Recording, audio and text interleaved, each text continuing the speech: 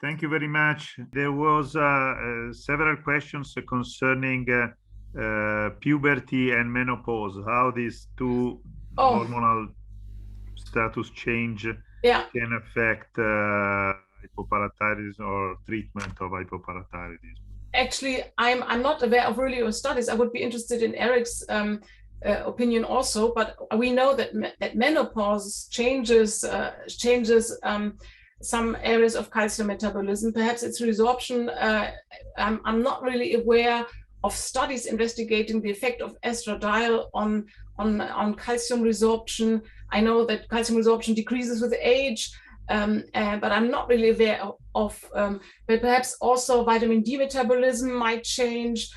So I'm sure there are aspects. Eric, do you have an idea, because you worked also on estradiol? So I have not seen any significant issues there, and maybe Helen can add also.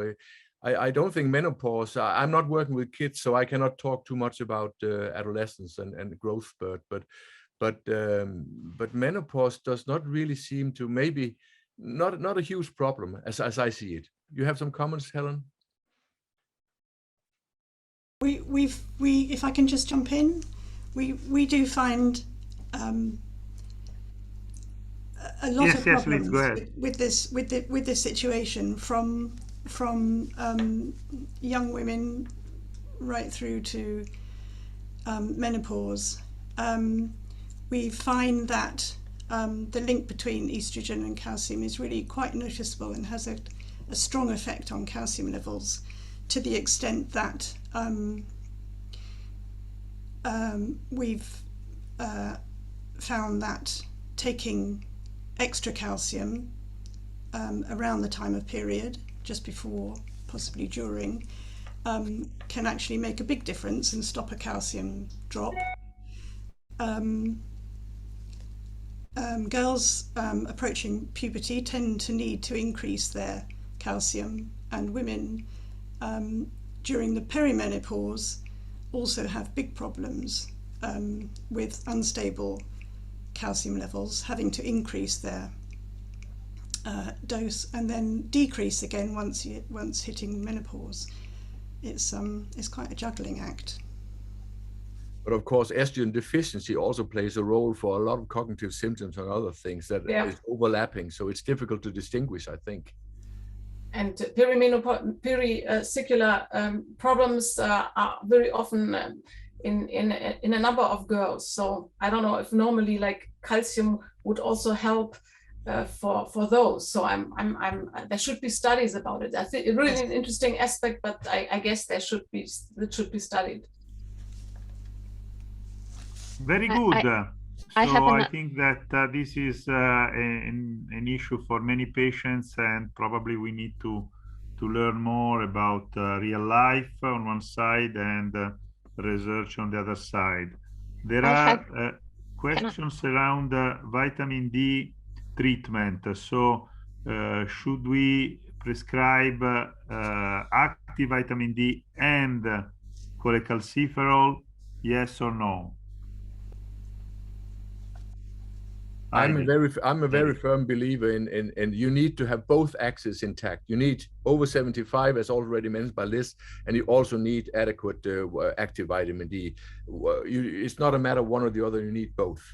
Because there's this so-called intracellular hydroxylation that is dependent on your external levels of 25-hydroxy, which seems to be important in such diseases also. Perhaps I can add something, because sometimes in the guidelines it said it's 400 to 800 units, but we know that there are individual changes in how you resorb and how you metabolize vitamin D. So the best thing would be to measure 25 vitamin D and adjust the dose to a target level. This is much better than saying I need 1,000 or 500 or 2,000. You may need 2,000 to have your target levels reached.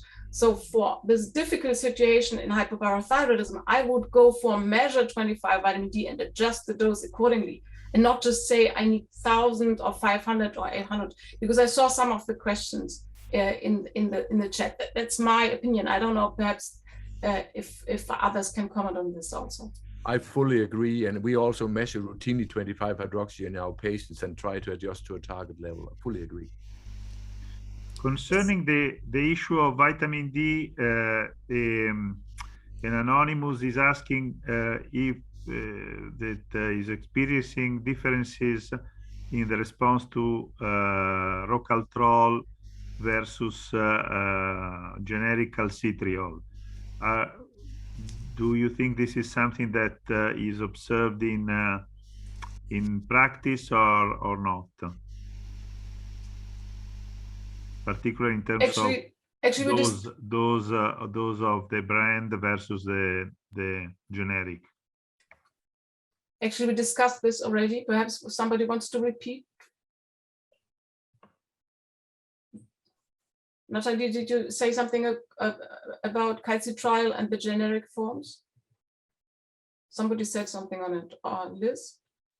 We do find that people with very sensitive levels do notice a difference between own brand and generic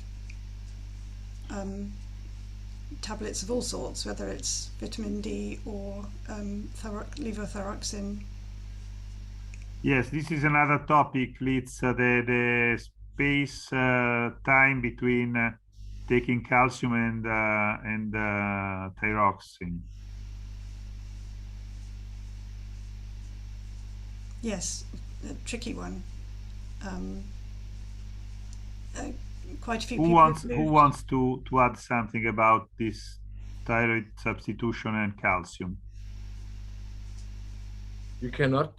We advise our patients to wait 2 hours from intake of thyroxine or T3 until they take calcium or magnesium or iron, because they really play a role in the absorption. Yeah, and so what we have also told ours, it's because some need their calcium right away in the morning, and they would take it with the thyroxine, levothyroxine. Either you do it all the time that way, and then you're adjusted as such, or else some people take their levothyroxine in the evening if they have dinner earlier enough to be able to have their calcium in the morning when they feel so low. Good. There is another question concerning the nutrition and the use of Coca-Cola or other drinks can affect the treatment.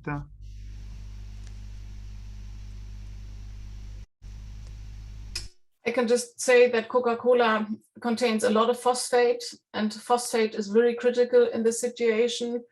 And I go for reducing anything. It's a luxury. You can use it as a luxury, very, very rare, perhaps in special situations, but regularly you have to really keep on your phosphate levels. So this is the problem for it. So this is my opinion. I don't know how the others think.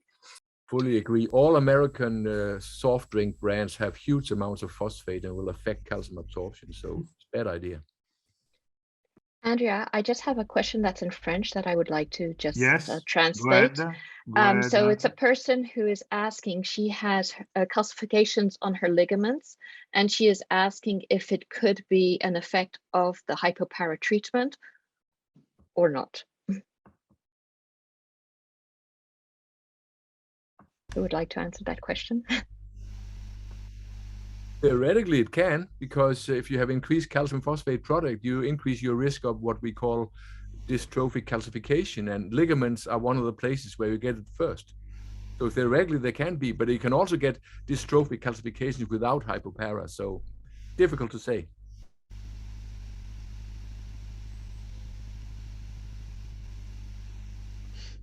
Okay, there is another question concerning the lab testing. How often this lab testing should be done?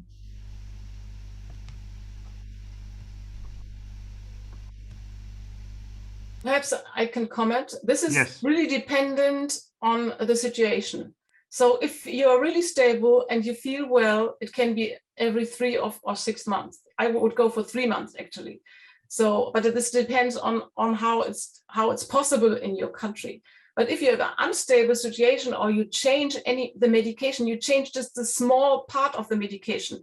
This can be very, very dangerous also. And as we learned that you go to emergency wards very often by your own answers, if your doctor changes the medication, it shows that it's very, very important that if there is changed anything, that there's a very short, maybe after a week or after 2 weeks, there is really a control to see the direction already, or perhaps although it's not yet stable.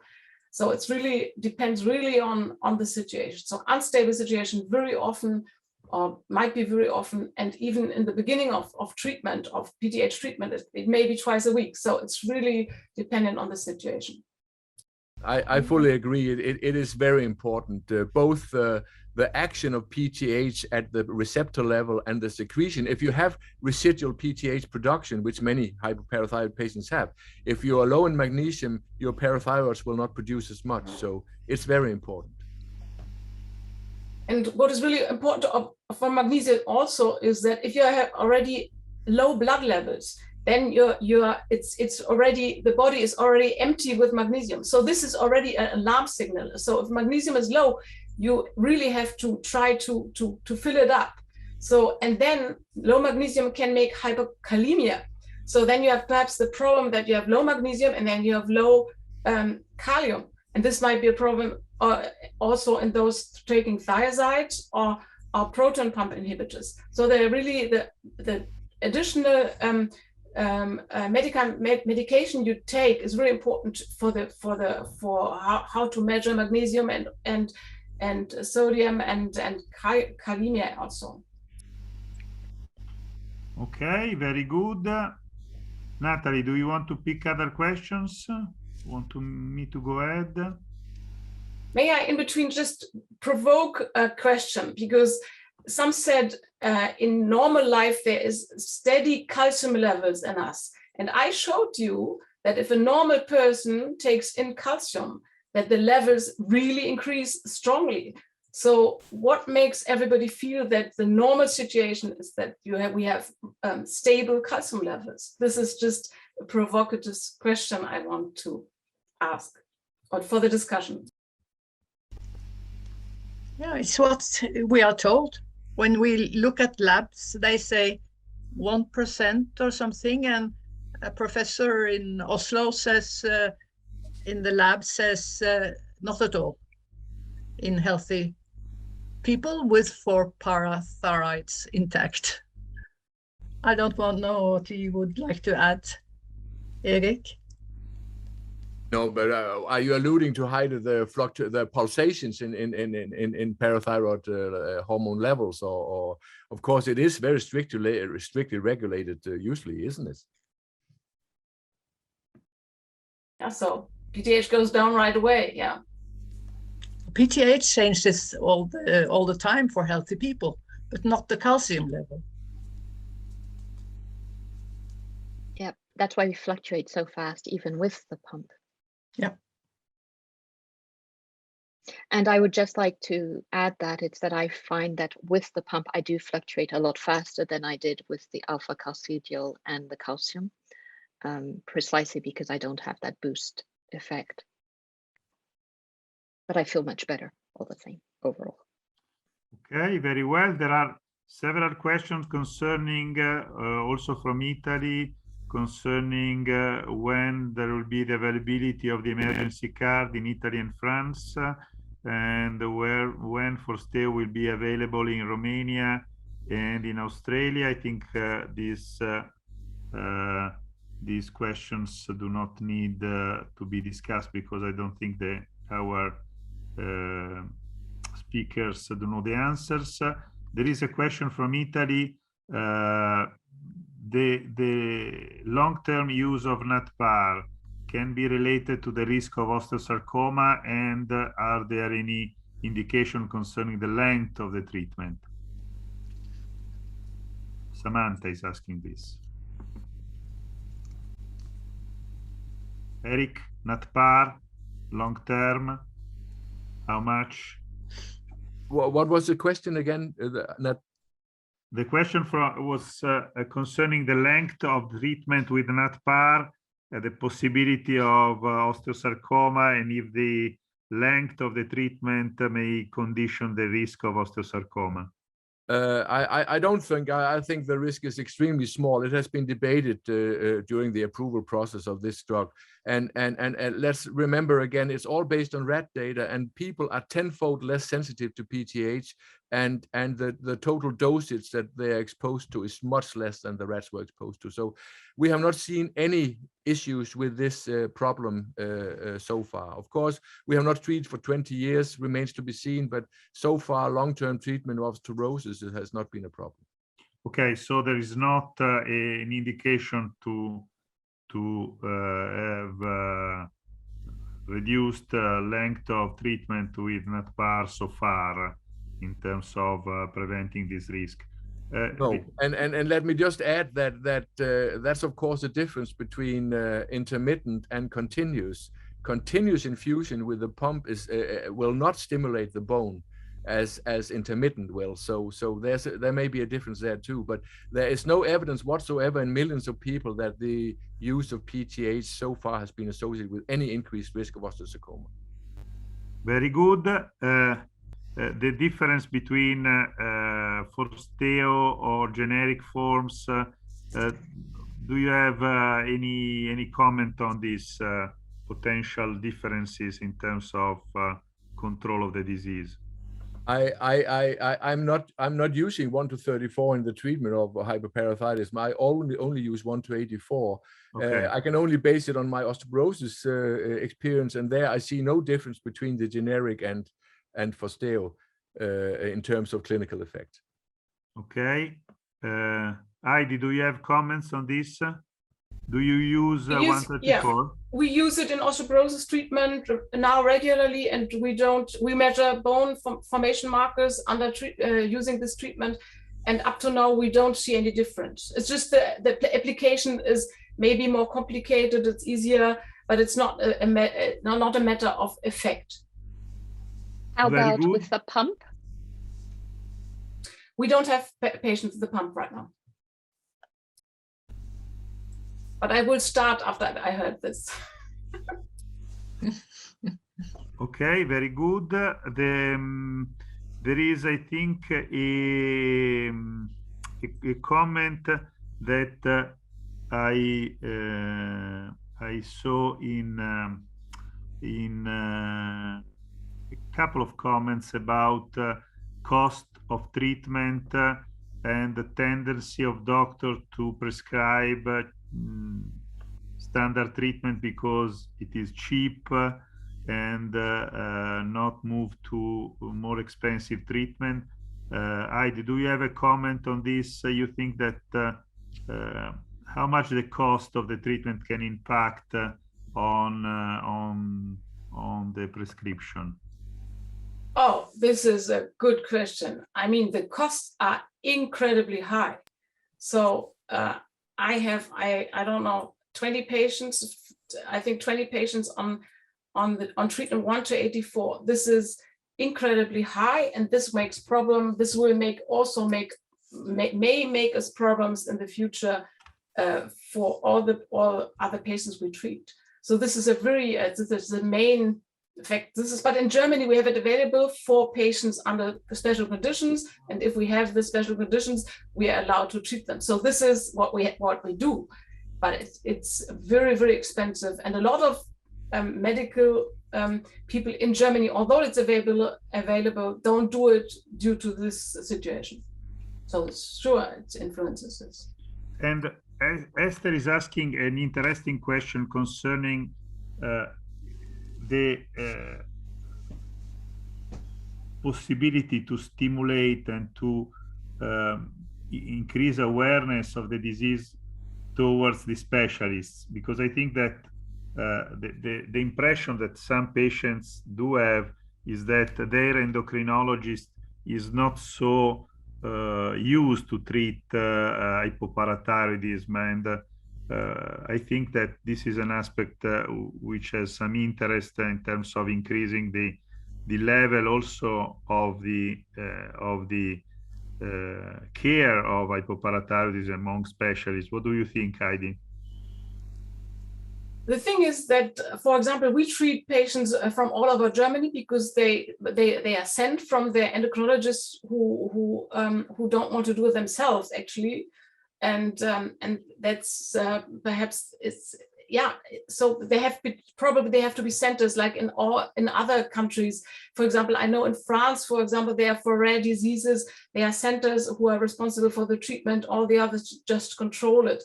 Perhaps it's the same thing for this disease. I don't know how it's in Norway. Eric, perhaps you can comment. Are you the only center doing it, or are there other things? No, most patients are treated outside our center, and it's just a matter of referral sometimes when they're very difficult. I think the main thing among specialists, I still see a lot of colleagues that don't deal with this disease on a regular basis. It's just a matter of normal calcium. And as we've heard today, it's not just a matter of normal calcium. It's a very complicated disease with severe impact on quality of life. And I think they should respect that more in their handling of the patients and not just look at calcium values, because that's not the whole story. And I think, Eric and Heidi, I think this point is very important because sometimes the doctors think that hypoparathyroidism is an easy disease to treat. And sometimes are the surgeons themselves that treat this situation, because most of this situation is post-surgical. And also the general practitioners sometimes do think that it's just a matter of giving some calcium and vitamin D. They do not follow up accurately the patient. And really the patient come to the center when they are experiencing very severe situation. I think this has to be avoided from the beginning. My personal belief is that obviously we need to be sensitive to all the diseases. There is not a hierarchy in this respect. But since this is a disease which is mostly created by us, is iatrogenic, is something that we need to be very responsible of it, very aware that this is something that has been somewhat created by the doctors, and for this respect we need to be very sensitive and also careful from the beginning. We know exactly when the situation starts in most of the cases, so after surgery is not a surprise. So it's something that is a disease that we can really know from the first day of the occurrence, and therefore from the first day we need to really put in place the best care possible, and this is from the beginning in an experienced center. The other ways to deal with the disease are ineffective and potentially dangerous for the patient himself or herself.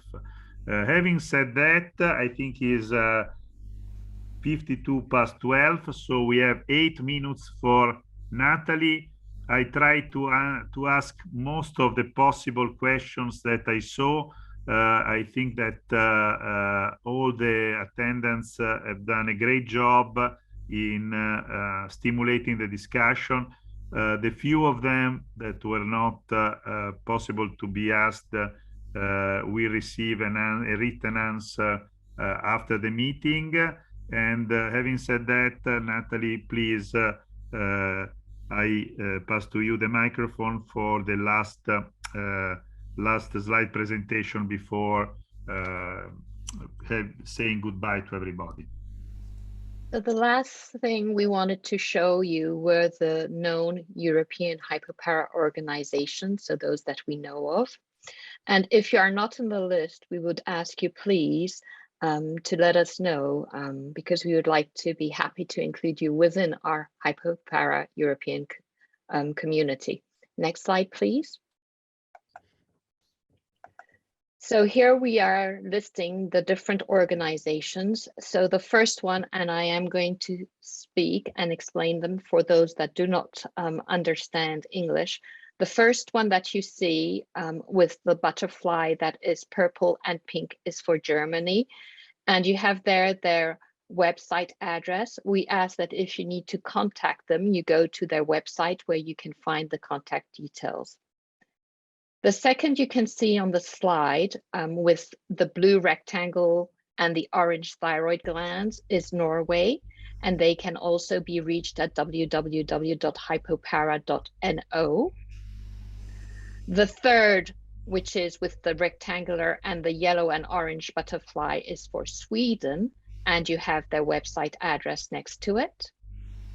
The fourth that we have on this list with the light blue circle and the butterfly where it is written Parathyroid UK is for UK and Ireland, and you have their website right there next to it. So for all of these, you can reach and find their contact details on their website. Next slide, please. We then put the organizations that have had today the interpreters, and I hope, well, not I, we hope that it worked well, and that we will be able to do this in the future as well. And the first one with the purple and blue butterfly is for France. They can be reached at hypopara.fr. The second one with APPI is for Italy, and you have their website next to the Italy. The last one we know of is for Spain, and they have the purple butterflies one on top of the other, and you have their website where you can get information on hypoparathyroidism there. And last of all, I would like to thank, on behalf of all of the hypopara patient organizations that are here today, I would like to thank everybody that worked hard to make today's event happen. And we would like to have a special thanks to Magda from ESE, who really worked hard on organizing this event, who is actually the person who is sharing our slides right now. And we would also like to thank all of the hypopara patients that attended this event, but those that presented, and all of the doctors that talked today. I would personally like to thank Tanya, Helen, Liz, as well as Ray and Barbara for having taken the time to work on today's presentations, as it really isn't an easy task for us with our condition, and I can feel it really now at the end of these 4-hour sessions. And we would like to stress the importance for everybody to understand the importance to have a local country hypopara organization. A country organization makes a big difference locally, as this will give patients and doctors from your country a place to go, exchange, and help research on our condition. And you can start small with a forum or a Facebook group, and then add just a one-page website with contact details, and you can grow over time. It is important when possible to work on it with another person, and then to allow the organization board to grow by including more volunteers. With time, and the more there are people on board, your local organization will make a real difference in the quality of care of all the local hypopara patients, and it is really important. It will also have an impact on their quality of life and their mental health, as they will know a lot more about their condition. And my final words are, on behalf of the European Hypo patient organizations, is look at the future, ask for help, learn from others, and take the leap. Thank you. Very good, Natalie. I think that we are almost done. It is 2 minutes to 1, so we are in perfect timing. We were able to have a wonderful discussion, and there are still more than 100 attendants to the meeting. I think this is really the signal that this initiative was a tremendous success. I totally agree with Natalie. There was a super job made by all the patients organization, the office of the society, the speakers, to grant the success of this initiative. For us, it was very important. It was the first of its kind, and really is a step that is very important towards a real possibility to advocate for the disease in Europe and potentially worldwide. I close this meeting also uniting to the thanks to Magda and Vicky from the office for the wonderful job, and telling everybody that this is the first and for sure not the last initiative of this kind. We understood that for you as well as for us, this is very important.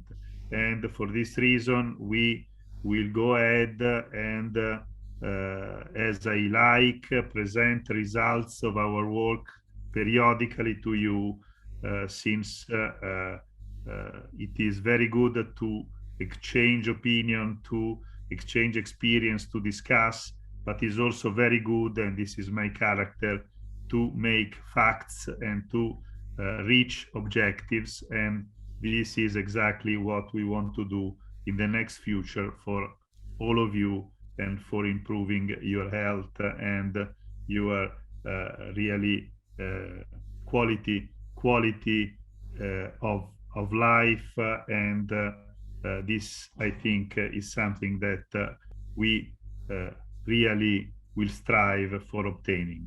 Thank you very much. And the promise is to see you all again in the next webinar. And for those of you that will have the opportunity to join us at the European Congress of Endocrinology in Milano, see you very soon. Ciao, everybody.